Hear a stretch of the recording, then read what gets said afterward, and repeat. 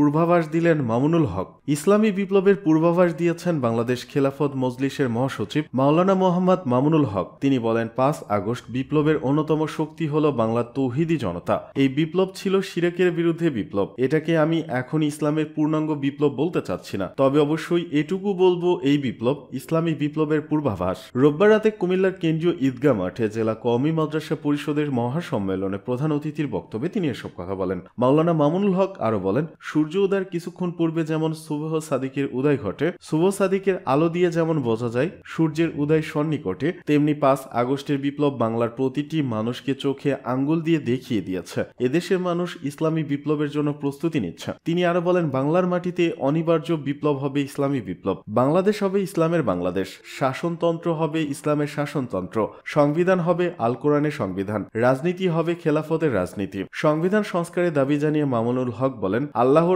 আইনের বিরুদ্ধে, কুরআন সুন্নাহর আইনের বিরুদ্ধে দেশে কোনো আইন, কোনো নীতিমালা কার্যকর হবে না। এই ব্যবস্থা নতুন প্রবর্তিত সংবিধানে অন্তর্ভুক্ত হতে হবে। এদিকে 3 দিনের রিমান্ডে সাবেক আইজিপি মামুন।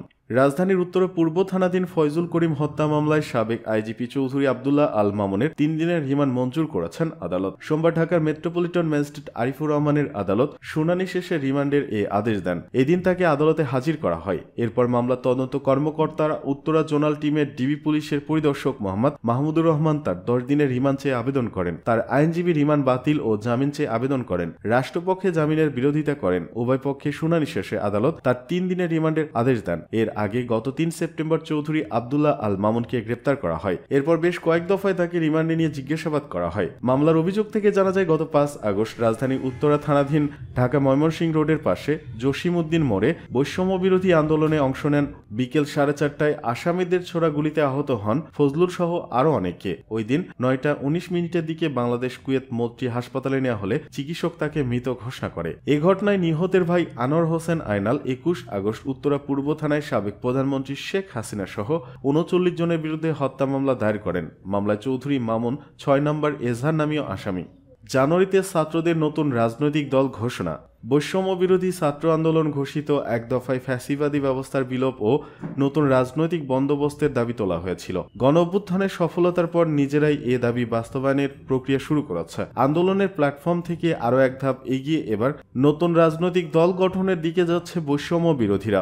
অন্তর্বর্তী সরকারের উপদেষ্টার দায়িত্বে থাকা নাহিদ ইসলামকে নেতৃত্বে রেখে দল গঠনের পরিকল্পনা করা হচ্ছে। সবকিছু ঠিক থাকলে আগামী বছরের শুরুতে অর্থাৎ জানুয়ারিতেই আলোচিত নতুন রাজনৈতিক দলের ঘোষণা আসতে পারে। দলের নাম এখনো চূড়ান্ত না হলেও তারুণ্য নির্ভর হচ্ছে দলটি। এর আগে বৈষম্য বিরোধী ছাত্র আন্দোলনের সমন্বয়করা বিভিন্ন জেলা সফর করেছেন। ওই সময় নতুন দল গঠনের বিষয়টি আলোচনায় আসে। এরপর কোটা সংস্কার আন্দোলন পরিচালনার জন্য গঠিত এই প্ল্যাটফর্মকে সাংগঠনিক রূপ দিতে গঠন করা হয় আহ্বায়ক কমিটি। একই সঙ্গে গঠন করা হয় জাতীয় নাগরিক কমিটি। গণ অভ্যুত্থান পরবর্তী বাংলাদেশ পুনর্গঠনে কাজ করছে বৈষম্য বিরোধী ছাত্র আন্দোলন ও অভ্যুত্থানে অংশগ্রহণকারীদের নিয়ে গঠিত জাতীয় নাগরিক কমিটি। দল গঠনের প্রক্রিয়া নিয়েও কিছুদিন ধরে কাজ করছেন। তারা মনে করেন, বিপ্লবী পরবর্তী নতুন বাংলাদেশে মানুষ নতুন রাজনৈতিক শক্তিকে দেখতে চায়। জাতীয় নাগরিক কমিটির একটি দায়িত্বশীল সূত্র সংবাদ মাধ্যমকে নিশ্চিত জানিয়েছে, জানুয়ারিকে সামনে রেখে তাদের প্রস্তুতি চলছে। জানুয়ারিতে তারা নতুন একটি রাজনৈতিক দল ঘোষণা করতে পারেন।